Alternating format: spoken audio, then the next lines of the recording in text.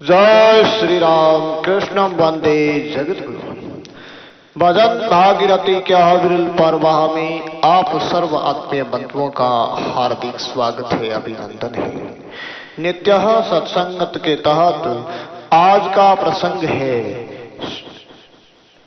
सिद्ध महापुरुष जाम्बोजी, जो विष्णुई पंथ के प्रवर्तक, विष्णुई समाज के आराध्य आदि पुरुष।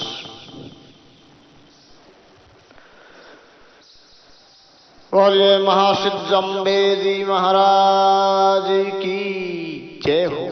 श्यावर रामचंद्र भगवान की जय हो।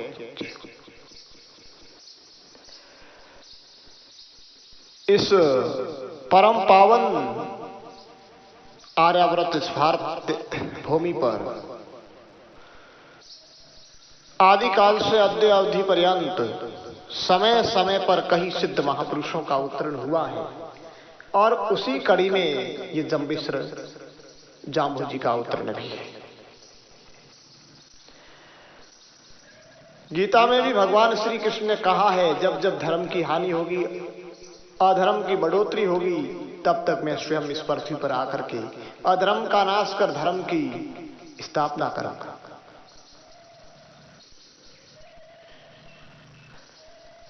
तो साधुओं का उद्धार करने के लिए, दुष्टों का नाश करने के लिए मैं इस अवधि पर अवतरित होऊंगा। तो जिस समय जाम्बोजी का अवतरण हुआ था, तो समय में राजनीतिक, सामाजिक और धार्मिक विषमताएं थी, असमानताएं थी। तत्समय दिल्ली पर बादशाह लोधी वंश का था सिकंदर लोधी, और सिकंदर लोधी एक निरकुंश शासक था। वो कुर धर्मांध शासक था, और उसने, ऐसा कहा जाता है कि एक ही दिन में 2500 हिंदुओं की हत्या कर डाली, और तत्समय का एक संत कवि कबीर को कुचलने के लिए हाथियों को छोड़ा, गंगा नदी में डुबोने का भी प्रयास किया। और इसी लोधी वंश में अंतिम शासक जो इब्राहिम लोधी हुए, और इब्राहिम लोधी के बाद में मुगलों का शासक आ गया। मुगलों के प्रथम जो शासक हुए बादशाह बाबर, तो बाबर भी मदांध और स्वार्थ प्रवृत्ति का धर्मांध शासक कहा जाता है। उन्होंने भी हिंदुओं को प्रताड़ित करना शुरू किया। हिंदुओं पर कई प्रकार के कर लगा दिए, जजिया कर जैसे, और हिंदुओं की मूर्तियां, ये देवी देवताओं के मंदिर को विध्वंस करना जैसे कई कुर कार्य उन्होंने शुरू कर। तो तत्समय अन्याय, अत्याचार, अनाचार इस निकुंज शासक में फैल गया था, जिससे समाज त्रहित था, छिन्न भिन्नता था। तो तत्समय इस मरुकांतार, इस मारवाड़ में, नागौर जनपद में एक महापुरुष का अवतरण हुआ, जिसका नाम जाम्बोजी। तो इस मरुकांतार में भी उस समय की राजनीतिक विषमताएं, सामाजिक असमानताएं और धार्मिक रूढ़िवाद, पाखंडवाद, दंभ, छल कपट का सिलसिला शुरू हो गया था तब, क्योंकि शिक्षा की कमी थी, और शिक्षा की कमी के कारण विकास और शिक्षा से कोसों दूर थे यहाँ के मानव। तो वो इस जो वाम मार्गियों के, तांत्रिकों के, भोपों के, और ये जादू मंत्र, टोना टोटका, भूमिया, भैरव आदि की पूजाओं के चक्कर में पड़ गए थे, और भक्ति का वास्तविक स्वरूप को भूल गए। अधर्म का बहुत बढ़ोतरा हो गया था। तो तत्समय इतिहास प्रसिद्ध एक परमार वंश है, उसमें लोट जी पवार के आंगन में हासाबाई की रत्न कोक्सी से जाम्बोजी का अवतरण हुआ था। तो परमार वंश एक महान वंश है, जिसमें कई देवी और देव पुरुषों का अवतरण हुआ है, जिसमें कहते हैं कि महाशक्ति के 100 अवतार इस परमार वंश में हुए, और जगदेव पवार, विक्रमी समझ चलाने वाले वीर विक्रमादित्य, भृतहरि जैसे वैरागी, राजा भोज, जैसे कई नामी अनामी इस पृथ्वी परमाणु के महान योद्धा हुए हैं और इसी वंश की पावन परंपरा में लोहट जी पवार जिसको नागौर से के पास में एक पीपासर गांव है वहां निवास करते थे, क्योंकि राजस्थान में यहाँ आबू पर इस परमाणु का लंबे समय तक राज रहा ऐसा कहा जाता है। यहाँ पर एक धरणी वरा नाम के एक 11वीं शताब्दी में एक परमार हुए हैं जिन्होंने इस मारवाड़ के इस राजस्थान के बहुत बड़े भूखंड को जीतकर अपने 9 भाइयों को 9 कोटि मारवाड़ बांट दी थी। तो इसी परंपरा का जो वंश है उसमें जाम्बोजी का जन्म विक्रम संवत 1508 भाद्र कृष्णाष्टमी सोमवार की अर्धरात्रि में पिता लोट जी के आंगने में माता हंसा जी की रत्न कुक्षी से हुआ था। इसमें एक वाणी में आता है जो जमसार में है, सूर्यदास जी ने लिखा है वो, भादव मास कृष्ण पख रुधा अष्टम तिथि वार शशि सुधा सिद्ध जोग शुभ लगन सुनायहु मृत मंडल प्रभु आगमन भयो। और भी अनेक साखीकारों ने भी इस चरण तिथि के विषय में भिन्न भिन्न तरीके से भी बताया है कि 1500 अवतार लियो गुरु आठम सोम अठोतरे सोमवार और आठम को, आठम सोम अठोतरे 1500 अवतार 1508 साला गुरु आयो भाविक जन भाला। 1508 ऊपरे कृष्ण अष्टमी आरंभ गुरु घर में अवतर लियो बंधो श्री गुरु जम्ब। 1578 गुरु आयो करी भाव कुपरी पलटन परिकरण थापन नीति न्याय। तो इस तरह इनके विषय में बताया गया है और ऐसा कहा जाता है कि बड़ी लंबी तपस्या के बाद में ये महापुरुष का अवतरण हुआ था। लोट जी पवार, ये लोट जी के एक भाई और एक बहन और थे और लोट जी पवार के लंबे समय तक कहते हैं कि शरीर का जो आयु को 3 पड़ाव व्यतीत हो गए थे, लगभग तीसरा व्यतीत होने लगा था, तब तक उनको पुत्र प्राप्ति नहीं थी। एक बार पिपासर में अकाल पड़ गया भयंकर, तब अपनी गोधन दे करके कहीं अन्यत्र गए थे और वहां वर्षा हुई, तब उनको लोट जी का देख करके अपशकुन माना और ये दे करके उनका जो ये अपमान ठीक नहीं लगा और उनको बड़ा एक स्वाभिमान कहते हैं जिसको जागृत हो गया और कहा कि मेरा मुंह भी देखना लोग पसंद नहीं करते हैं। तो तत्समय नौकरों को गोधन संभाल करके और उसको अच्छी भरावन दे करके वो एकांत अरण्य में जा करके भगवान की तपस्या में लगे। और वैसे जन्म से ही तपस्वी थी। कहते हैं कि उनके रावण में ठाकुर जी की फौज थी, भगवान कृष्ण का मंदिर था और सुबह शाम वो अपनी सेवा पूजा शुश्रूषा करते थे। बड़े ही धर्मपरायण सज्जन संत प्रवृत्ति के व्यक्ति थे। तो जंगल में जाकर के उन्होंने कठोर तप किया। तब कहते हैं कि वृद्ध योगी ने आकर के दर्शन दिया था। पहले हंसाबाई को जाकर के कहा था तुम्हें पुत्र रत्न की प्राप्ति होगी और फिर उनके पास अरण्य में गए लोट जी के पास में और वचन दिया कि तुम्हारे घर एक महान विभूति का अवतरण होगा जो वही अद्भुत और अलौकिक दिव्य छवि वाले होंगे। सब जाकर के वहां घर आए और कहते हैं 10 मास के बाद में जब पुत्र रत्न की प्राप्ति हुई तो वे ठाकुर द्वारा में अपनी सेवा पूजा में मस्त थे। तत्समय उनको वो बधाई वो खुशी मिली और खुशी की खबर सुन करके फूले अपनी पुत्र रत्न की प्राप्ति। पर कहते हैं कि जब जांबा जी का अवतरण हुआ था तो अवतरण से ही उन्हें विचित्रता, अलौकिकता, दिव्यता, अद्भुतता दिखाई देने लग गई थी। उन्होंने स्तनपान नहीं किया और उनसे पहले जन्म घंटी जो दी जाती है गुट की, वो जन्म घुट्टी भी नहीं ली और स्तनपान भी नहीं किया और बोले ऐसी देख। तब उनके माता पिता ने सब कुछ किया लेकिन उन्होंने नहीं किया। कभी कहते हैं वे अलोह भी हो गए, ऐसा भी वर्णन शास्त्रों में आता है कि वो दिखाई भी नहीं देते थे, वो अलोह भी हो जाते थे कभी कभार। पर वो चिंतित रहते थे करे तो क्या करे माता पिता। लंबी तपस्या के बाद में पुत्र रत्न की प्राप्ति हुई और वो भी दुग्धपान भी न करें, तब बड़े उदास रहते थे। एक साखी में आता है कि माता मने उदास हुए दौड़ गई दरबार, अब बालक दिसे नीता का कहूं विचार। यानी वो अलोप हो गई, एकदम दिखे ही नहीं। इस रानी के वसन सुन तुरत गए रनवास, अब बालक घर में नहीं लोट भय उदास। खिंचकर लौट दी कैबियो ले गयो कहू उठाए, के सल सेदर शरत कहू अब कहू कहा। किसने सिल कपट करके कोई ले गया, ऐसा लगता है। घड़ी एक के ऐसे भैर लोट निकसे बार, बालक पौडे सेज पर निगम खरे तन उधार। जब लौट जी बाहर गए तो कहते हैं कि घड़ी एक के बाद में जब बाहर गए तो उस सहज पर, उस सारपाई पर वो खेलते नजर आए। जैसे निर्धन को धन मिले पड़ियो दर्ब को ढेर, यही गति दंपति की भई सीन लेहूं जनु फेर। तो इस तरह बड़ी खुशी से न समय यानी बड़ी प्रसन्नता हुई अपने पुत्र को पुनः पा करके।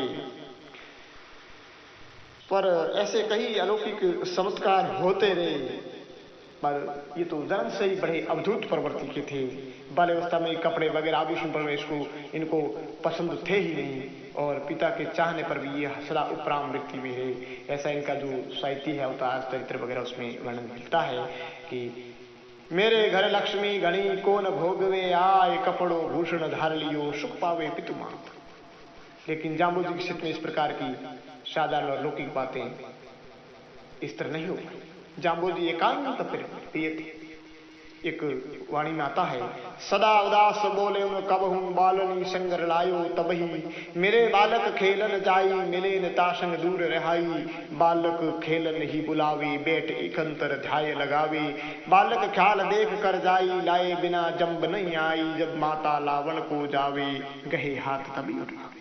तो जन्म से ही जन्म योगी थे यह, और अपनी सहज समाधि में ध्यानावस्था सदा रहते थे। वे सदा मोहन रहते थे। ऐसा कहा जाता है कि 7 वर्ष तक उन्होंने बाल लीला करी और 27 वर्ष तक उन्होंने गौआ चराई। और ये बकरियां गौआ ऐसा ये धन पशु वगैरह चराते थे, क्योंकि उनका जन्म उस नागौर की जमीन में हुआ। और नागौर उनकी वाणी में स्वयं अपने विषय में कहते हैं जाम्बूजी, जहाँ उनका अवतरण हुआ है वहाँ अवतरण कहते हैं। और वैसे इनको विष्णु पंथ में, विष्णु समाज में भगवान का अवतार ही मानते हैं। विष्णु पंथ में एक कथा प्रचलित है कि नरसिंह अवतार के समय की कि उनकी जो मानना है विष्णु पंथ का, विष्णु समाज का, कि ये जो अपने भगवान विष्णु के जो अवतार नरसिंह अवतार हुए लेकर के भक्त प्रहलाद को उद्धार किया था, तत्समय भक्त प्रहलाद ने भगवान नरसिंह से एक वरदान मांगा था कि युग युग में भक्त उदाहरण हेतु आप अवतरित हुए। तब वचन दिया था युग युग में भक्तों का उद्धार करने के लिए भगवान ने। तो समय समय पर आप पृथ्वी पर मानव रूप में अवतार धारण करते रहे।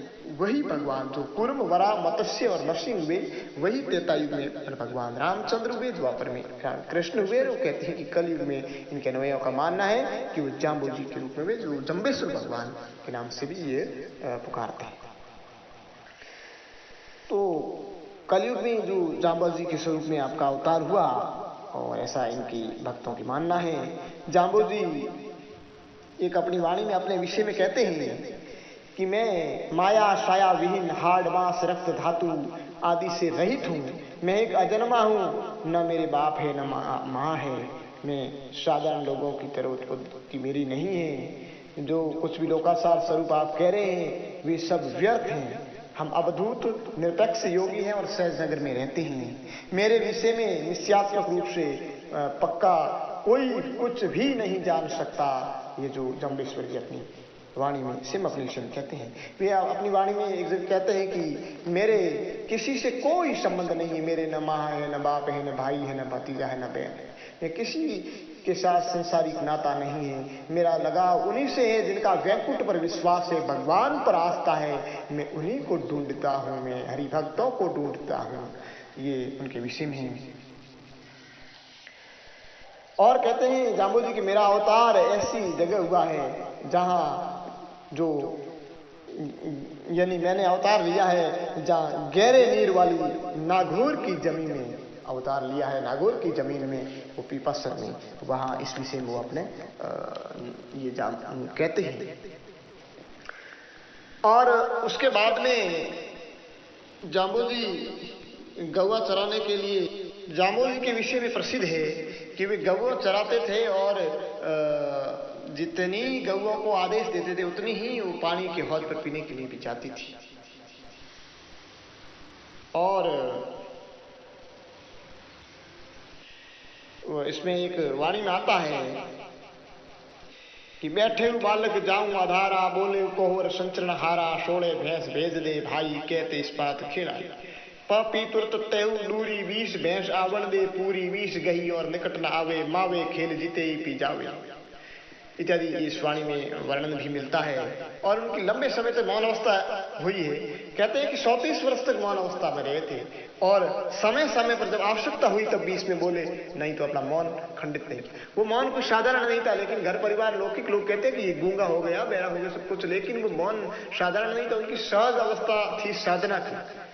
वे अपनी स्थिति में स्थित थे, स्थित प्रज्ञ थे। मौन किसी की समझ में नहीं आया था।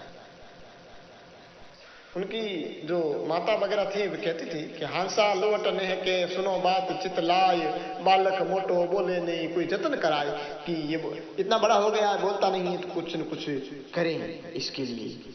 ये जो मौन वृत्ति है, लेकिन उनकी अवधूत वृत्ति थी मौन, वह सदा अपने आत्मिक चिंतन में मग्न रहती थी।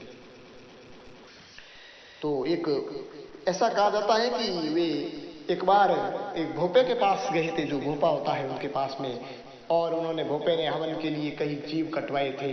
तो भोपा ने कहा था कि 11 जीव कटवाए, लेकिन तब जाम्बोजी बोले नहीं 13, 2 गर्भस्थ थे बकरियां, जिसको शुबर बकरी के विषय में कहा जाता है, वो कटाए थे। तब उनकी अद्भुतता देखी गई थी। यानी समय समय पर जब आवश्यकता पड़ी तब बोले मौन खंडित करने वाले।